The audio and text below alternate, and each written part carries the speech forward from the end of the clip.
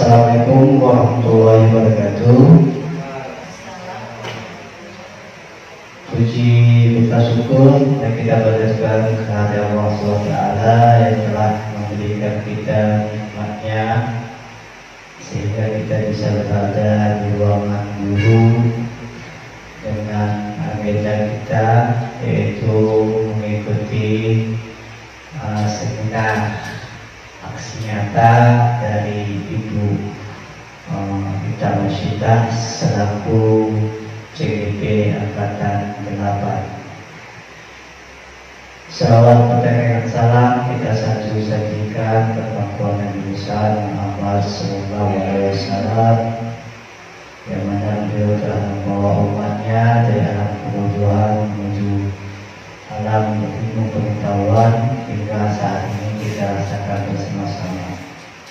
Yang saya hormati Ibu Pengawas, Ibu Maulida STP, yang saya hormati selaku CGP Ibu Gita Masyidah, yang saya hormati para ibu-ibu, yang ibu-ibu bapak yang sudi kiranya meluangkan waktu untuk mengikuti seminar aksi nyata dari program Ibu Gita, yaitu program CGP Angkatan 7. Jadi untuk menghemat waktu langsung kita dengar program aksi nyata beliau tentang judul destinasi budaya positif. Tempat dan waktunya kami persilakan.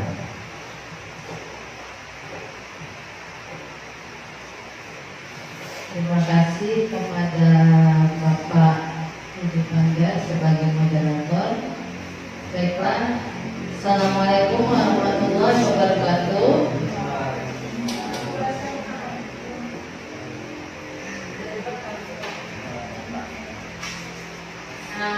Baiklah Bapak Ibu, hari ini saya akan menyampaikan aksi nyata budaya positif dari modul 1.4.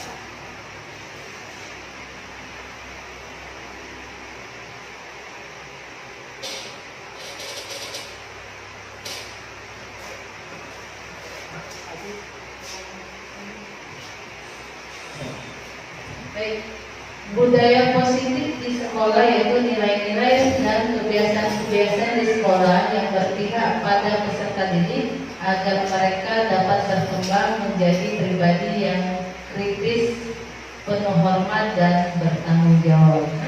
Jadi kalau budaya positif itu bisa kita terapkan kepada siswa-siswi kita supaya mereka bisa melaksanakan disiplin, minimal disiplin belajar, disiplin datang ke sekolah supaya jangan sampai terlambat.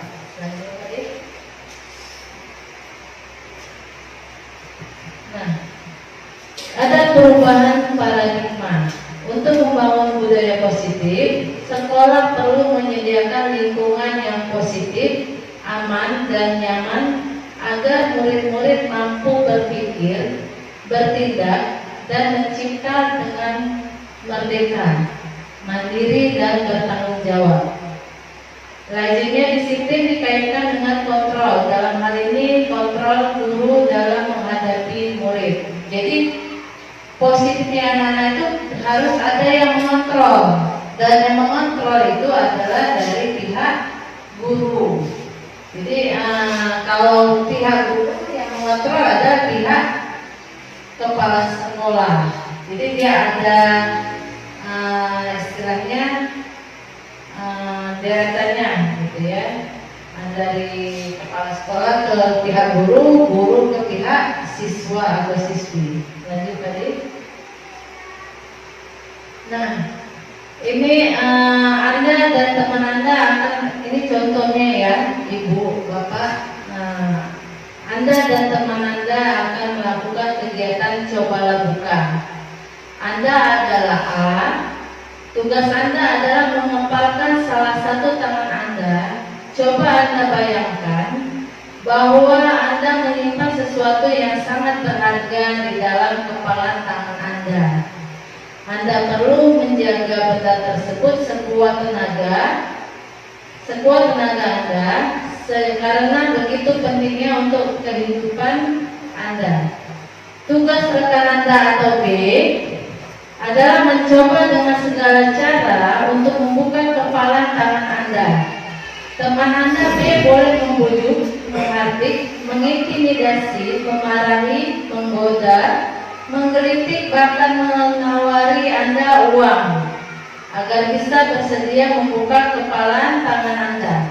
Cobalah lakukan kegiatan, cobalah buka di atas dengan B secara bergantian. Masing-masing A dan B memiliki waktu 30 detik saja.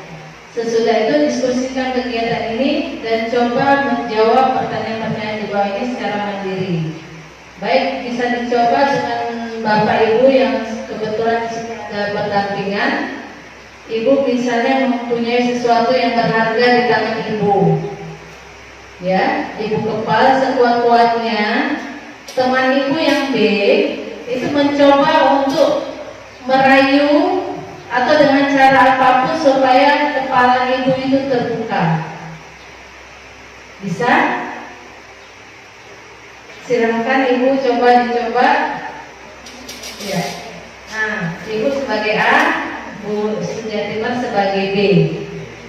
Nah, jadi mau cara rayu, mau cara intimidasi silahkan supaya kepalan tangan dari Ibu A ini bisa terbuka. Miminya dia coba untuk saya kasih dari 10.000. Nah, bisa.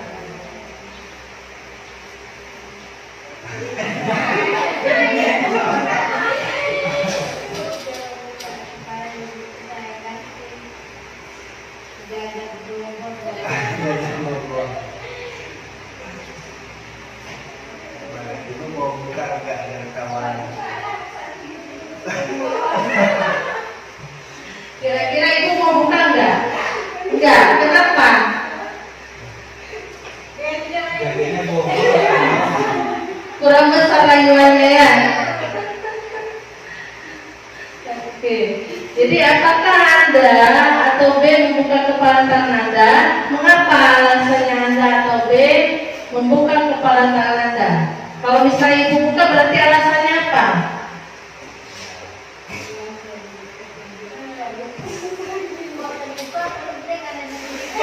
Karena dikritikin ya, makanya bisa terbuka ya. Kemudian kalau yang B, apakah Anda atau B menutup kepala tangan Anda? Mengapa? Apa alasan Anda atau B tetap menutup kepalanya, tetap berpegang teguh dengan menutup kepala tangannya?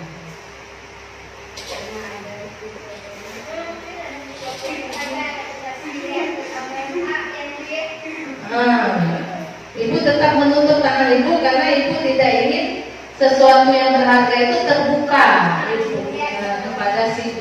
Oke. Dalam kegiatan ini sesungguhnya siapa yang memegang kendali atau kontrol untuk membuka atau menutup kepala tangannya? Si A. Ya, berarti Ibu sendiri yang memegang kontrolnya, ya. Ibu mau buka atau mau tutup, tidak tergantung kepada si B. Baik. Selanjutnya Pak DP. Menurut Ki Hajar Dewantara, bahwa tujuan pendidikan yaitu menuntun segala kodrat yang ada pada anak-anak agar mereka dapat mencapai keselamatan dan kebahagiaan yang setinggi-tingginya, baik sebagai manusia maupun sebagai anggota masyarakat. Oleh sebab itu, pendidik itu hanya dapat menuntun tumbuh dan atau hidupnya kekuatan kodrat yang ada pada anak-anak agar dapat memperbaiki lakunya, bukan dasarnya, hidup dan tumbuhnya kekuatan kodrat anak. Jadi kita hanya bisa menuntun tumbuh kodrat anak, karena kodrat anak itu ada dua, ada kodrat alam, satu lagi kodrat lingkungan, ya. Jadi kodrat alam itu anak-anak itu mempunyai kodratnya sendiri. Dia itu seperti apa? ya. Jadi kalau kodrat lingkunganlah yang menentukan dia seperti apa. Jadi kita harus bisa menuntun mereka supaya tumbuh atau hidup sesuai dengan kodratnya. Selanjutnya Pak D, kita sendiri yang memegang kontrol atas kepala tangan kita. Apakah kita membuka atau menutup kepala tangan kita, itu tergantung pada diri kita sendiri, sesuai dengan kebutuhan dasar kita saat itu. Kalau kita diiming-iming dengan uang 10 juta, kebetulan kita membutuhkan itu, pasti kita lepas, ya. Nah, sesuai dengan kebutuhan dasar kita. Tapi kalau misalnya ini uang 100 juta, sedangkan kita merasa ini lebih butuh, kira-kira kita lepas nggak? Tidak, ya. Jadi kita yang harus bisa memegang kontrol sendiri atas diri kita sendiri. Jadi bukan karena orang lain. Jangan ada alasan karena ibu A atau ibu B saya harus seperti ini, enggak. Tetapi harus kita sendiri yang mempunyai keyakinan diri bahwa itu adalah kontrol dari diri kita sendiri. Lanjut Pak DP. Perubahan paradigma teori kontrol atau ilusi kontrol. Yang pertama, ilusi guru mengontrol murid. Jadi ilusinya kita tuh harus bisa mengontrol murid, ya. Mungkin dengan iming-iming anak-anak, kalau kamu hadir hari ini tepat waktu, kita akan berikan sarapan gratis misalnya. Nah, jadi kan mereka pasti semangat kan, cepat mereka datang karena ada iming-imingnya. Kemudian ilusi bahwa kritik dan membuat orang merasa bersalah dapat menguatkan karakter. Contohnya nanti, ayo anak, kamu kan sudah sering terlambat. Bagaimana ibu memberikan alasan nanti kepada kepala sekolah kalau kamu sering terlambat? Jadi kan dia merasa bersalah kalau dia selalu sering terlambat, ya. Kemudian ilusi bahwa semua penguatan positif efektif dan bermanfaat. Nah, kita berikan penguatan positif kepada anak-anak. Kalau dia disiplin, kedepannya dia akan pasti berhasil. Dia akan sukses. Nah, berikan penguatan positif dengan dia melaksanakan sesuatu yang disiplin. Ilusi bahwa orang dewasa memiliki hak atau memaksa. Nah, ini bisa juga sebagai guru kita ada yang berhak untuk memaksa. Memaksa di mana? Dilihat juga, jangan sampai merusak kodrat si anak tadi, ya. Selanjutnya Pak DP. Nah, perubahan paradigma stimulus respon teori kontrol. Siapa sesungguhnya memiliki kontrol? Misalnya kita lihat stimulus responnya, kita mencoba mengubah orang agar berpandangan sama dengan kita. Kira-kira bisa nggak seperti itu?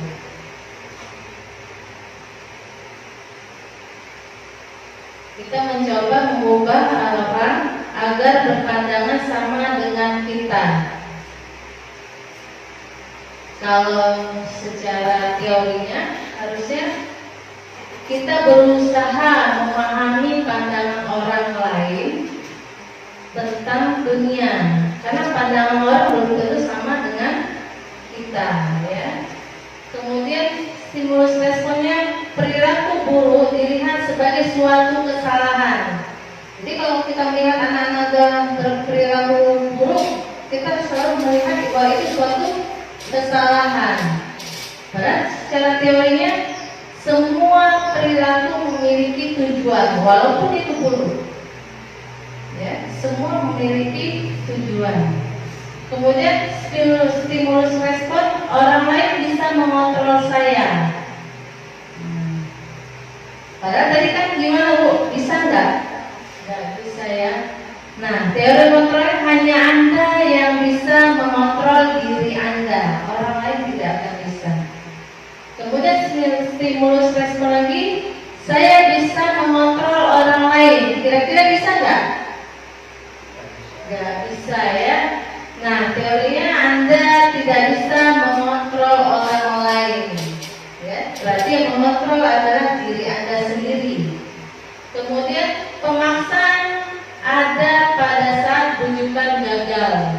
Jadi kalau udah gagal dibujuk, lalu memaksa. Sebenarnya kolaborasi dan konsensus menciptakan pilihan-pilihan baru. Jadi jangan memaksa, tapi kasih beberapa pilihan. Sama dengan anak-anak, ketika anak-anak nangis, ya, dia minta permen. Sedangkan kita tidak kasih karena pagi dia udah sering sakit, ya. Kasih pilihan lain. Nah, misalnya roti atau apa gitu. Jadi dia tidak terfokus kepada pemikirannya sendiri tentang permen tadi. Kemudian model berpikir menang atau kalah, ya. Kita harus berpikir seperti apa? Menang, dan menang. Jangan berpikir kalah. Walaupun nanti hasilnya ada yang kalah, tetapi kita harus tetap bersemangat bahwa pikiran kita adalah menang, dan menang. Oke, lanjut tadi B. Apa makna disiplin? Bagaimana pun kira-kira makna disiplin? Menurut saya itu mungkin kan mematuhi segala peraturan yang berlaku bagi di sekolah, di rumah, di rumah, ya segala sesuatu di tempat waktu. Kalau ibu bagaimana tuh? Melaksanakan tugas yang sudah diberikan, bisa disiplin. Kalau Bapak? Kalau menurut saya, kita sebagai guru, makna dari disiplin kemungkinan besar ya kita disiplin dalam waktu untuk jam masuknya. Ini kalau untuk anak-anak ya disiplin tentang masuk absennya ya mungkin ya seperti itulah Bang yang disiplinnya. Terima kasih. Baik, kita akan buka. Apakah makna disiplin? Disiplin ini berasal dari bahasa Latin yaitu disciplina yang artinya belajar. Ya. Makna asal dari kata ini berkonotasi dengan disiplin diri dari murid-murid Socrates dan Plato. Disiplin diri membuat orang menggali potensinya menuju sebuah tujuan apa yang dia hargai. Jadi kalau udah ada sesuatu yang tujuan, kemudian dia melihat ada yang dia hargai, pasti dia akan disiplin. Sama seperti kita. Kenapa kita disiplin waktu sholat? Kenapa? Karena ada tujuan kita, ada yang kita hargai. Ya, paling apa? Oh, ada dapat pahala. Ya kan? Kalau enggak dapat apa? Dapat dosa kan gitu. Nah, jadi ada yang kita hargai, ada tujuan kita. Namun dalam budaya kita, makna kata disiplin telah berubah menjadi sesuatu yang dilakukan seseorang pada orang lain untuk mendapatkan kepatuhan. Ya, kecenderungan umum adalah menghubungkan kata disiplin dengan ketidaknyamanan, bukan dengan apa yang kita hargai atau pencapaian suatu tujuan mulia. Jadi kita merasa kalau dia disiplin berarti kita udah nyaman. Kalau dia datang tepat berarti kita udah nyaman. Berarti dia disiplin. Sebenarnya dia harus ada yang dia hargai. Kalau dia menghargai waktu pasti dia disiplin karena dia ada yang dia hargai. Seharusnya timbul motivasi dari diri dia sendiri bahwa dia harus disiplin waktu. Maka dia akan tepat waktu. Nanti Pak Dede. Nah, jadi dengan kata lain, disiplin adalah kemampuan memerintah diri sendiri dalam mengontrol dan menguasai diri untuk memilih tindakan yang mengacu pada nilai-nilai yang kita hargai dengan penuh tanggung jawab tanpa terperintah orang lain. Berarti dari diri sendiri, tidak ada dari orang lain. Jadi kontrolnya adalah diri sendiri untuk melaksanakan disiplin tersebut. Lanjut Pak De. Maksud dari nilai-nilai yang kita hargai adalah nilai-nilai kebajikan atau sifat-sifat positif manusia yang merupakan tujuan mulia yang ingin dicapai setiap individu. Nah, nilai-nilai kebajikan yang ingin dicapai oleh setiap anak Indonesia kita kenal dengan profil pelajar Pancasila. Yang pertama beriman, bertakwa kepada Tuhan Yang Maha Esa dan berakhlak mulia. Yang kedua mandiri. Ketiga bernalar kritis. Keempat berbineka global. Kelima bergotong royong. Keenam kreatif. Teori motivasi perilaku manusia, ya, jadi ada 3. Yang pertama untuk menghindari ketidaknyamanan atau hukuman. Apa yang akan terjadi apabila saya tidak melakukannya?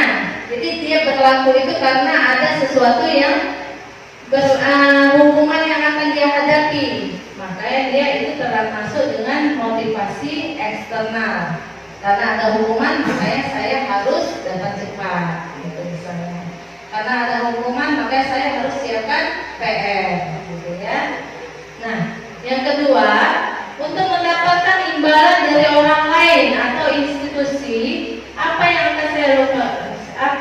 akan saya dapatkan apabila saya melakukannya? Itu juga motivasi eksternal. Jika saya mengerjakan PR dengan tepat waktu, berarti saya akan mendapatkan nilai baik.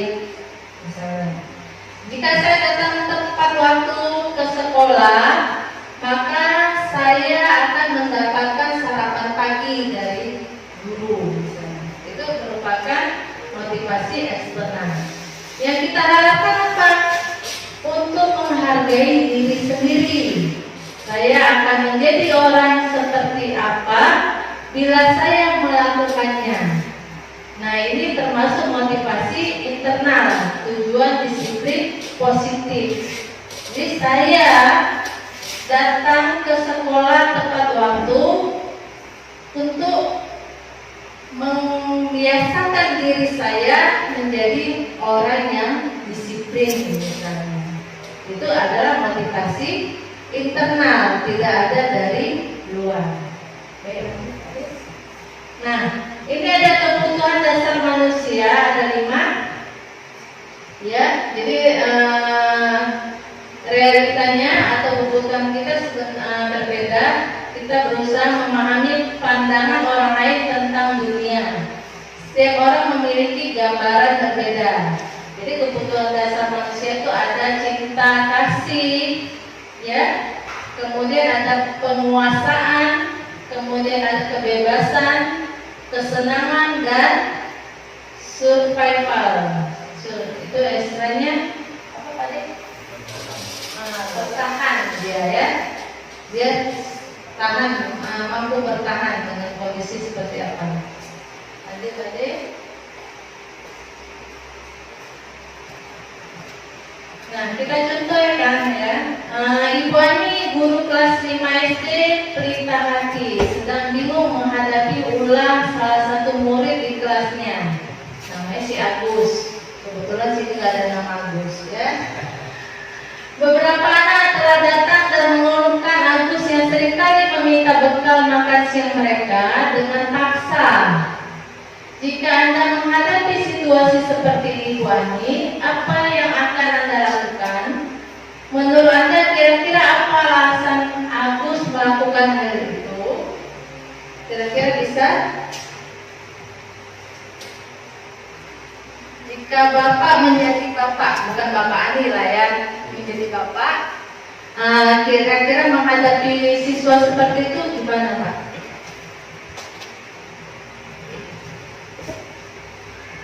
Kalau menurut saya, kita berikan dia waktu untuk mencari makanan ataupun kita traktir dia karena dia kan ada alasan. Pertama, si Agus ini mungkin jarak jauh, tempuh jarak jauh dari sekolahnya mungkin jauh kali, contohnya seperti daerah Sembuang sana. Mungkin dengan kecepatan waktu kita masuk, dia nggak sempat makan. Kan kita jam 7.50 udah masuk. Salah lah, kita udah masuk. Jadi dia mungkin belum sempat makan. Jadi kalau sampai ke sekolah, kata apa dia? Coba traktir ya. Kalau setiap hari dia minta makan gimana Pak? Kalau ibu bagaimana Bu? Oke, Pak. Kalau misalkan saya jadi Bu Adi, Bu ya, itu mungkin kalau 1 hari 2 hari mungkin bisa saya traktir supaya anak-anak itu semangat. Yang siapa tadi? Agus. Nah, tapi setelah mungkin 1 hari 2 hari itu saya berikan motivasi ke anak tersebut. Besok-besok minta sama mamanya atau ibunya bawakan botol. Nah, begitu Bu. Itu kalau menurut saya sih. Terima kasih Pak ya. Oke. Baik ya Bapak Ibu, alhamdulillah mungkin ada beberapa jawaban ya. Kira-kira kalau kita lihat ini, kebutuhan apa yang terdapat pada si Agus? Karena mengapa dia berani meminta bekal makan siang temannya dengan cara paksa? Tadi ada 5 kebutuhan. Bisa diulang Pak Dati. Oh ini ada ini. Ya, ada kasih sayang, ada penguasaan, ada kebebasan, ada kesenangan dan bertahan itu. Bertahan. Jadi kira-kira kebutuhan apa yang dibutuhkan oleh si Agus? Bertahan itu, ya. Kesenangannya, bertahan itu. Oke, apa lagi? Kesenangannya. Ada lagi? Karena anak-anaknya masih SD, jadi Ya. membutuhkan yang namanya semangat. Bermain-main ya Pak ya. Jadi Pak Andi boleh di sini Pak Andi. Ya. Oke. Jadi kalau kita lihat ya, tarik aja Pak Andi satu lagi biar rapat. Kalau kita lihat-lihat ya, sepertinya kan si Agus itu memaksa, ya, memaksa. Jadi dia merasa bisa menguasai temannya. Jadi dia sepertinya memaksa teman-temannya supaya bisa menguasai makanan teman-temannya. Ya, jadi dia merasa dia butuh penguasaan yang dia butuhkan di situ. Coba kita lihat jawabannya ya Pak Devi. Nah, dalam konteks penerapan disiplin positif, Ibu Ani sebaiknya mencari tahu. Jadi kita cari tahu dulu alasannya si Agus mengapa melakukan tindakan tersebut, agar mengetahui kebutuhan mana yang sedang berusaha dipenuhi si Agus. Yang pertama, apabila jawaban Agus karena ia lapar dan orang tuanya tidak membawakan bekal makan siang, seperti Pak Adi bilang tadi, berarti dia kebutuhannya adalah bertahan hidup, survival ya. Kemudian apabila jawaban Agus karena ia senang temannya jadi memperhatikan dia, ini kadang-kadang ngusilin teman supaya kawannya perhatikan dia, ya, adalah kebutuhan cinta dan kasih sayang, supaya dia butuh diterima temannya, gitu. Jadi berbeda-beda kebutuhannya. Kemudian apabila jawaban Agus adalah dia merasa hebat karena temannya jadi takut dan menuruti ke semua keinginannya, Berarti itu kebutuhan adalah penguasaan. Dia bisa menguasai temannya, bisa membuat temannya menjadi takut. Kemudian apabila jawaban halus karena dia merasa bosan dengan bekal yang dibawakan ibunya, karena selalu membawakan bekal yang sama setiap hari, telur dadar, mungkin setiap hari bosan dia kan, jadi ganggu temannya. Berarti kebutuhannya adalah kebebasan. Dia ingin memilih yang lain, bebas dan memilih yang lain, maka punya temannya beda-beda. Maka dia berusaha mengambil punya temannya. Kemudian apabila jawaban halus adalah karena iseng saja, ya, dan dia menikmati ekspresi wajah temannya yang kesal karena diambil makanannya, kadang orang seperti itu ya. Nengok orang makin senang dia, semos dia. Senang melihat orang susah, susah melihat orang senang gitu. Kebutuhan ada, berarti kebutuhannya apa? Senang, itulah semua tadi, senang melihat orang susah, susah melihat orang senang. Jadi semua dia sudah. Kalau jawabannya yang kelima ini tadi. Oke, tadi Pak JP. Nah, ini ada 5 posisi kontrol guru. Jadi kita juga bisa menjadi kontrol bagi siswa. Yang pertama sebagai apa? Penghukum. Kemudian membuat merasa bersalah, kemudian sebagai teman, sebagai pemantau, dan sebagai manajer. Nah, di sini coba Pak De, kita contohkan dulu dengan video ya.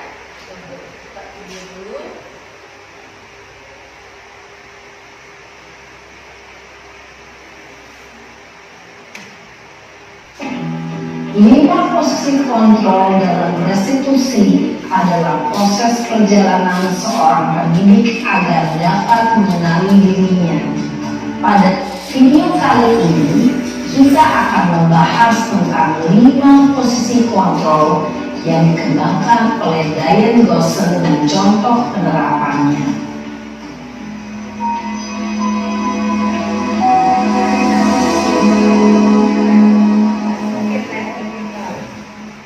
Lima posisi kontrol itu adalah 1.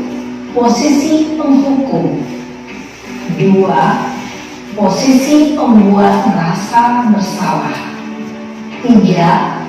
Posisi teman, 4. Posisi pemantau atau monitor, dan 5. Posisi manajer. Untuk lebih memahami kelima posisi tersebut, mari kita saksikan kasus Naren yang terlambat hadir 20 menit di sekolah dan melihat bagaimana kelima posisi kontrol dalam menghadapi masalah tersebut.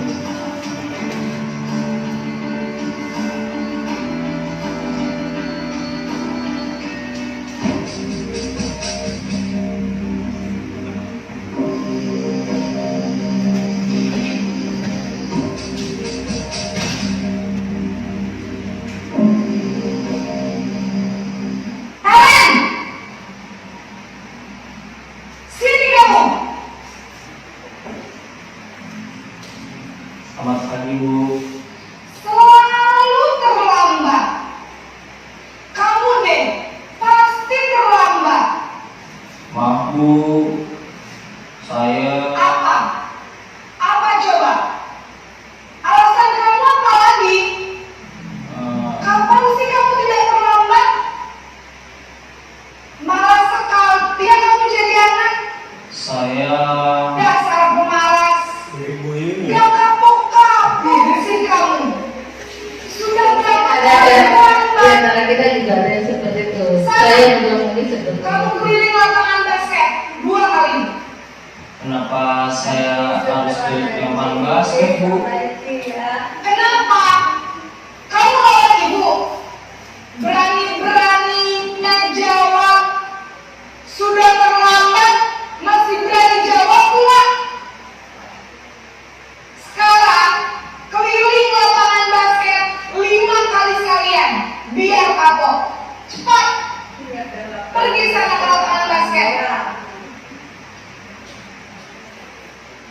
Posisi penghukum biasanya berbicara dengan nada tinggi, menghardik, menunjuk-nunjuk, menyakiti, dan menyindir. Hukuman bisa berupa fisik maupun psikis. Ibu dan bapak guru hebat. Dampak yang terjadi pada murid ketika guru berada pada posisi penghukum adalah murid cenderung akan memberontak, bahkan menyimpan dendam.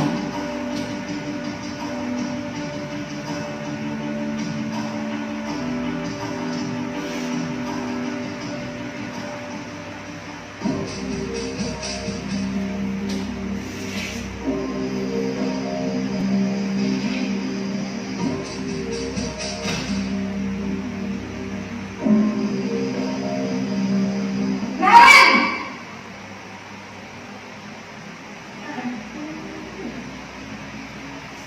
Selamat pagi, Bu. Naren, kamu kenapa terlambat lagi, nak? Ya Tuhan, Naren, kamu senang ya bikin ibu susah ya? Kalau kamu terlambat lagi, nanti ibu yang ditegur bapak kepala sekolah, nak. Disangka ibu tidak bisa membina kamu. Duh, gimana ini? Maaf, Bu. Duh, Gusti Naren, kamu suka ya kalau ibu ditegur bapak kepala sekolah? Terus, sekarang ibu harus tulis apa ini di buku absen? Ini kamu sudah sering terlambat loh. Oh, ibu harus apa coba? Maaf, Bu. Maaf sekali. Ya sudah, lain kali jangan bikin ibu susah lagi ya nak ya. Ibu tidak akan kuat lagi kalau kamu begini terus. Bisa jantungan kalau ibu tegur bapak kepala sekolah. Sana cepat ke kelas. Maaf ya, Bu. Maaf sekali.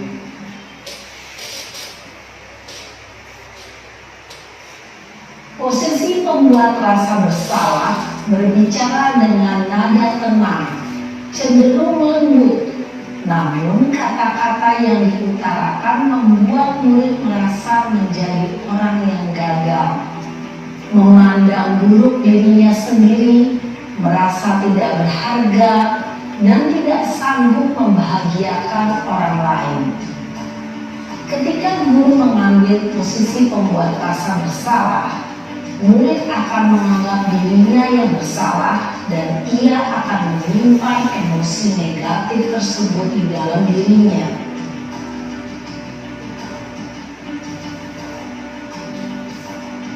Posisi sebagai teman.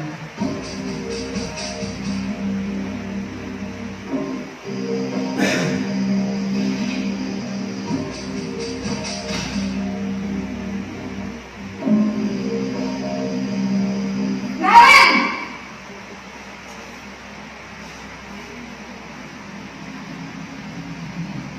Selamat pagi, Bu.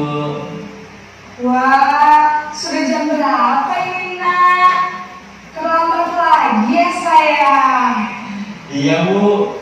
Habis ibu saya membangunkan saya, Bu. Kamu malah menyalahkan ibu kamu. Kamu bukannya anak yang larinya paling kencang. Kok terlambat sih? Iya, Bu. Saya memang terlambat bangun tadi.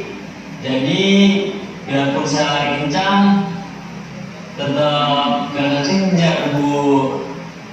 Ya sudah sana. Nanti lain kali larinya lebih kencang lagi ya. Biar gak terlambat lagi. Bikin senang ibu.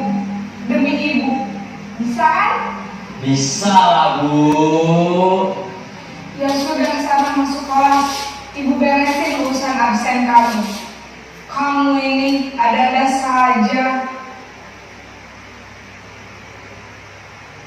Dalam posisi teman, guru berbicara dengan nada suara ramah, akrab, cenderung bersenda gurau untuk menjaga suasana tetap santai. Murid akan merasa senang, aman, dan akrab dengan guru. Identitas yang tercipta adalah identitas sukses atau berhasil. Namun, perlu diingat, karena ini masih dorongan eksternal, maka ada faktor ketergantungan dari murid kepada orang tertentu. Di sini, guru absennya, sehingga di lain waktu, murid bisa berperilaku baik, namun hanya kepada orang-orang tertentu saja.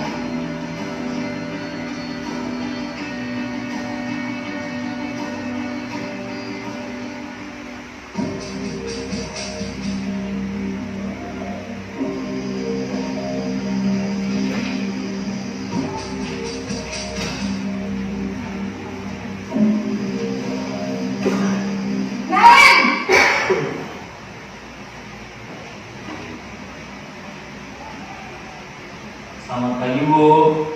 Naren, apa peraturan sekolah kita tentang jam berapa kita harus masuk sekolah, nak? Kita harus di sekolah jam 7, Bu. Iya betul, sekarang sudah jam 7.20. Naren sudah tahu konsekuensinya jika terlambat hadir. Paham, Bu. Saya harus tinggal kelas pas jam istirahat selama 20 menit. Iya benar, konsekuensinya demikian.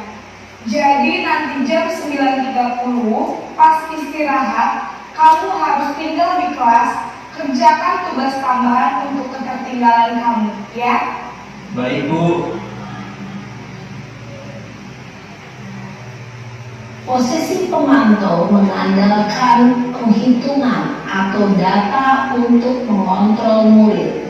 Guru mengarahkan murid berdasarkan peraturan dan konsekuensi. Seorang pemantau menunjukkan bahasa tubuh dan ekspresi wajah yang datar dan cenderung formal.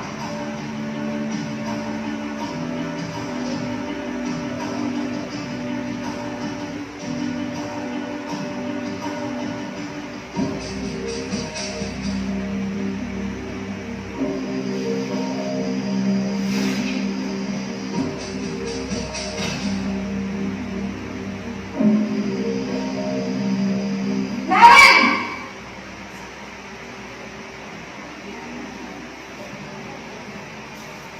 Selamat pagi, Bu. Selamat pagi, Naren. Maaf, Bu. Saya terlambat. Iya, sekolah masuknya jam 7, sekarang udah jam 7.20.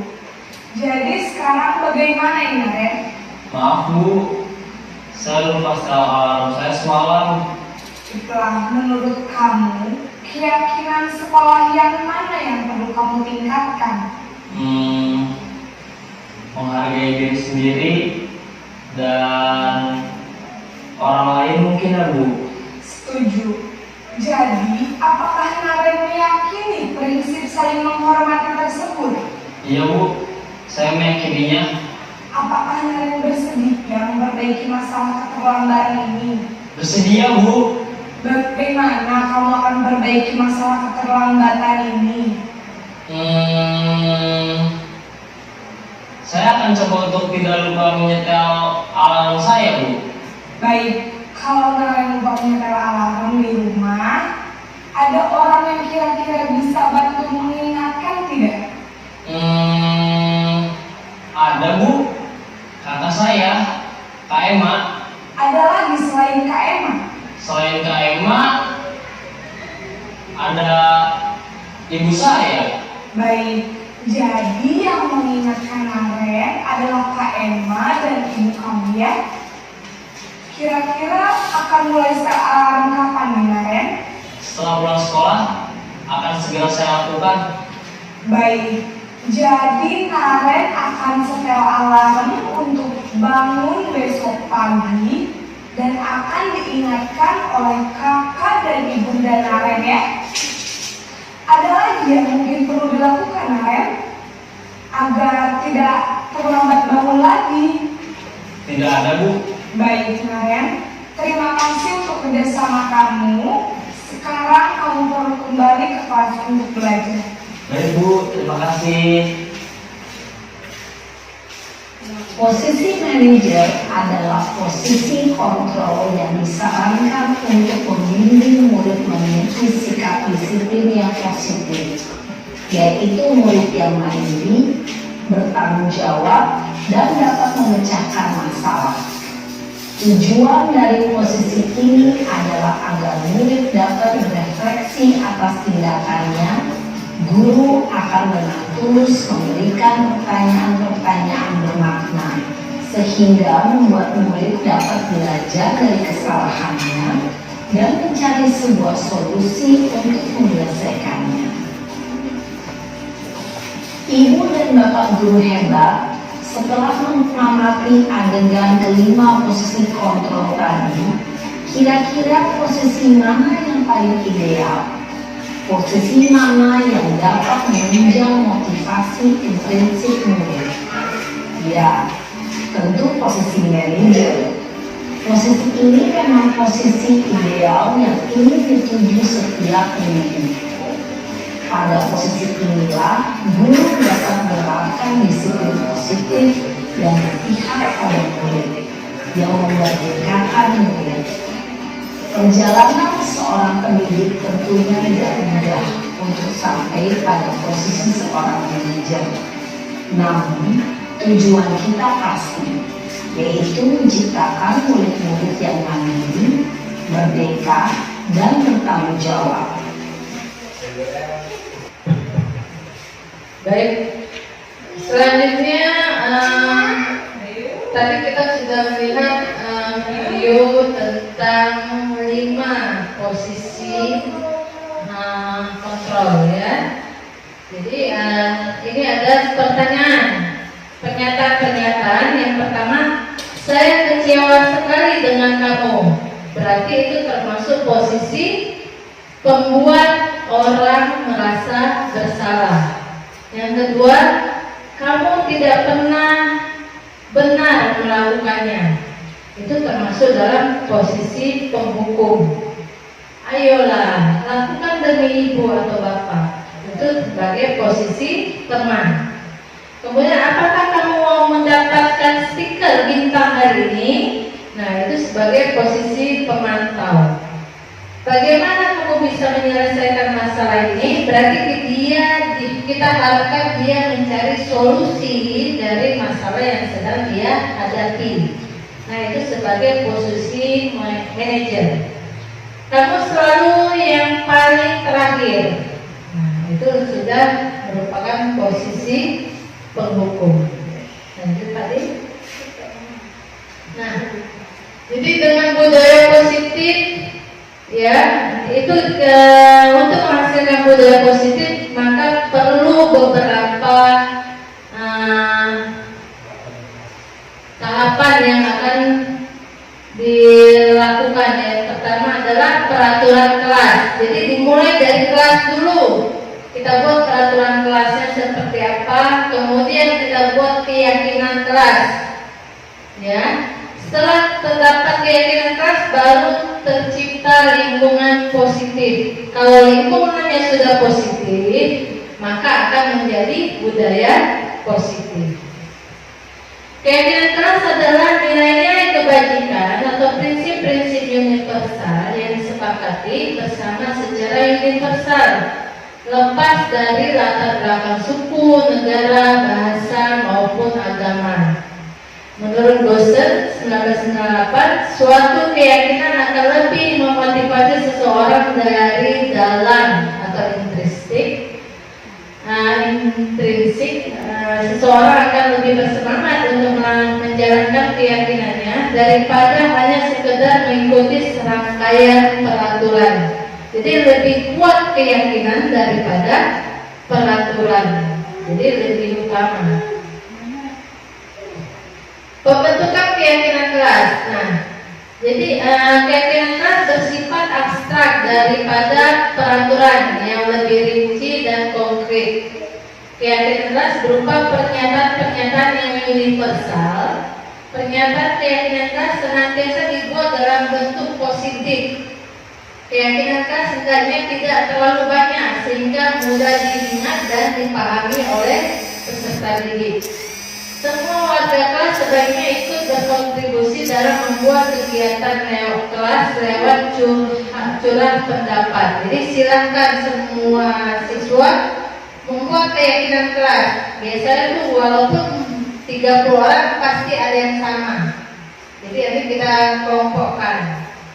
Kemudian bersedia meninjau kembali keyakinan kelas dari waktu ke waktu. Jika sudah tidak berlaku, kita akan berubah lagi. Gitu. Jadi sama-sama dibuat kesepakatan.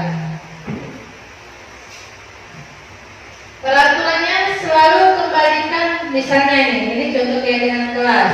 Ya, ini peraturan membedakan antara peraturan dengan keyakinan kelas. Kalau peraturan selalu kembalikan buku ke tempatnya, maka kalau keyakinan kelas berarti dia tanggung jawab. Kemudian dilarang mengganggu orang lain peraturannya. Tapi kalau keyakinan kelas berarti menghormati orang lain dan diri sendiri. Kalau peraturannya hadir di sekolah 15 menit sebelum pembelajaran dimulai, maka keyakinannya adalah menghormati orang lain, komitmen pada tujuan. Kemudian jika peraturannya dilarang melakukan kekerasan, maka keyakinan kerasnya adalah keselamatan, menghormati orang lain.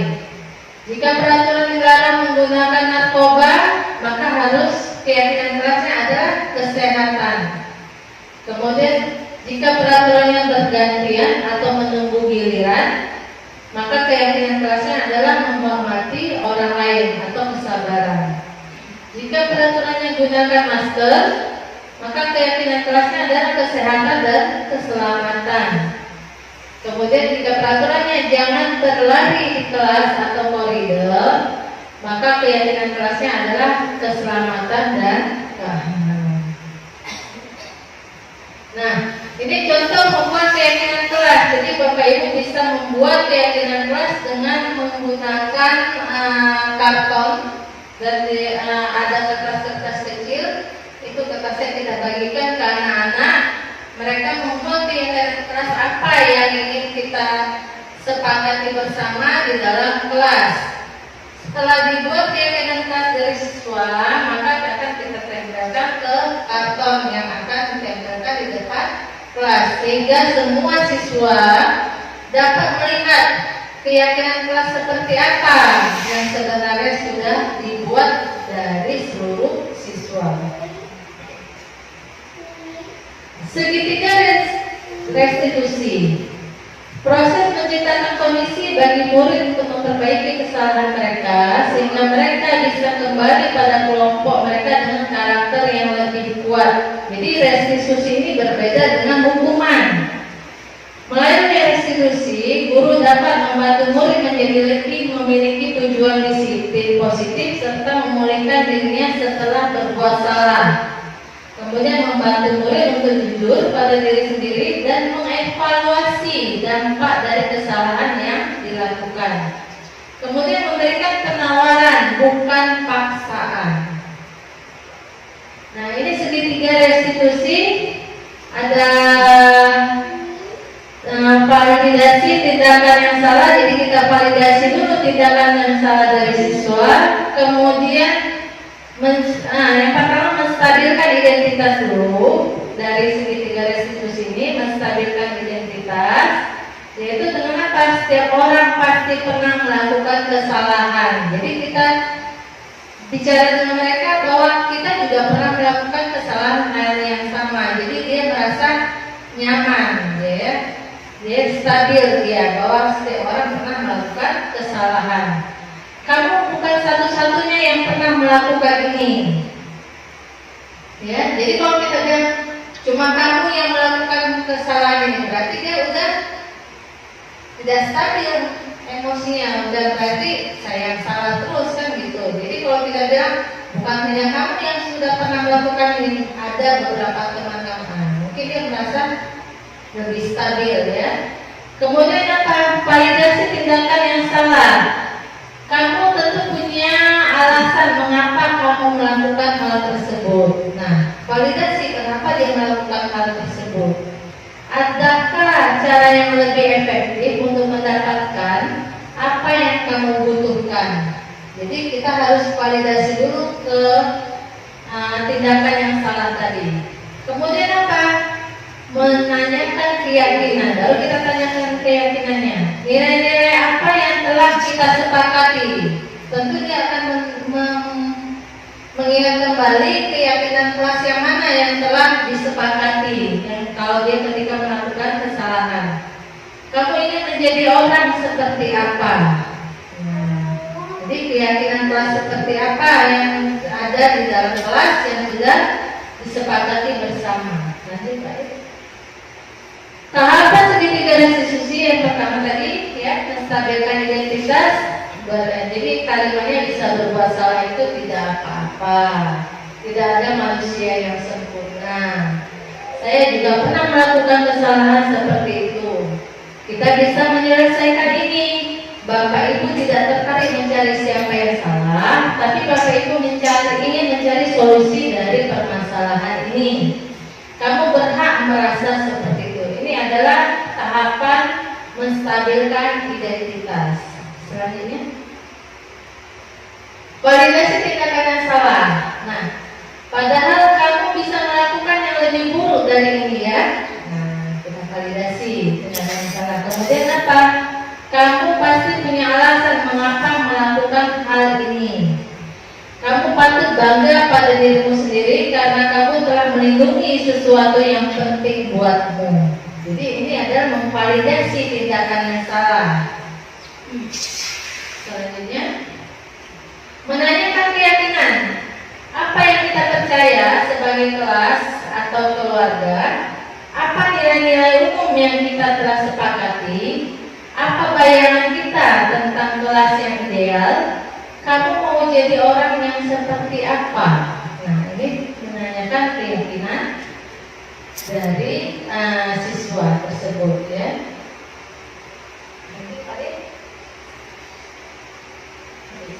Baik, Bapak Ibu,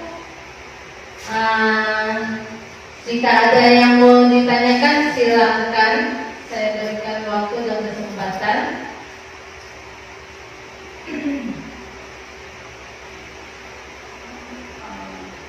Baik Bu, terima kasih. Saya rasa kan mungkin ini bukan pertanyaan, tetapi saran Bapak Ibu bahwa apa yang menjadi 5 komponen dalam hal kegiatan positif tadi ya, ini mungkin salah satunya yang baik tadi adalah manajerial, posisi positif manajerial mungkin bisa kita terapkan di lingkungan sekolah kita. Itu saran saya, bahwa walaupun kita bukan sebagai guru penggerak, tetapi karena hal ini baik, maka bisa kita terapkan dalam mendisiplinkan anak-anak dengan salah satunya adalah posisi sebagai manajerial. Ya, mungkin itu saja bisa saran saya, dan bagi rekan-rekan mungkin bisa dilanjutkan nantinya, dikembangkan. Terima kasih kepada Ibu. Baik, jika ada kata yang salah, saya mohon maaf. Maka saya akhiri presentasi saya hari ini dengan menutup. Assalamualaikum.